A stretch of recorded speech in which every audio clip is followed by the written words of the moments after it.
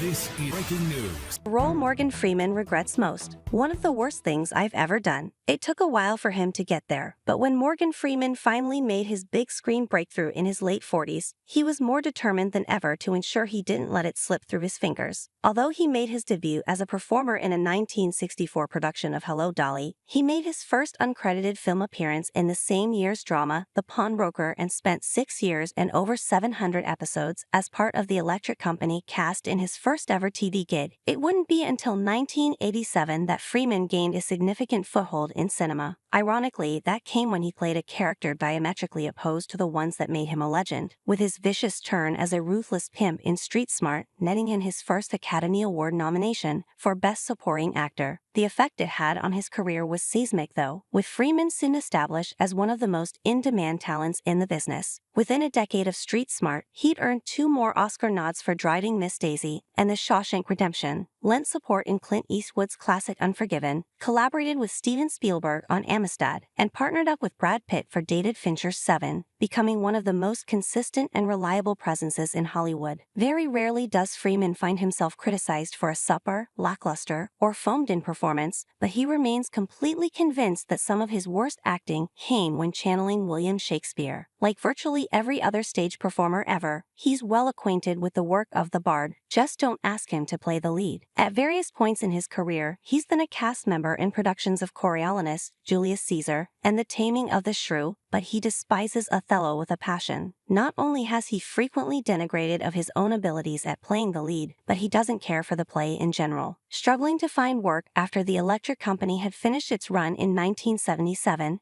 Freeman returned to treading the boards and ended up headlining a 1983 run of Othello in Texas. "I started to think I should look for other options to pay the rent," he admitted to The Times, explaining how he'd have to call up his landlord and let them know nothing's coming in.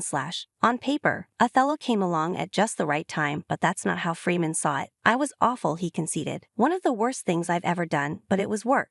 That's hardly the only time he's lambasted his efforts as the character, even if he did come close to reprising it in 2001 when reports emerged he entered talks to do it all over again in conjunction with the Royal Shakespeare Company. It never ended up happening, but based on his own scathing self-assessment, it's hardly far-fetched to suggest he got cold feet after his experience the first time around.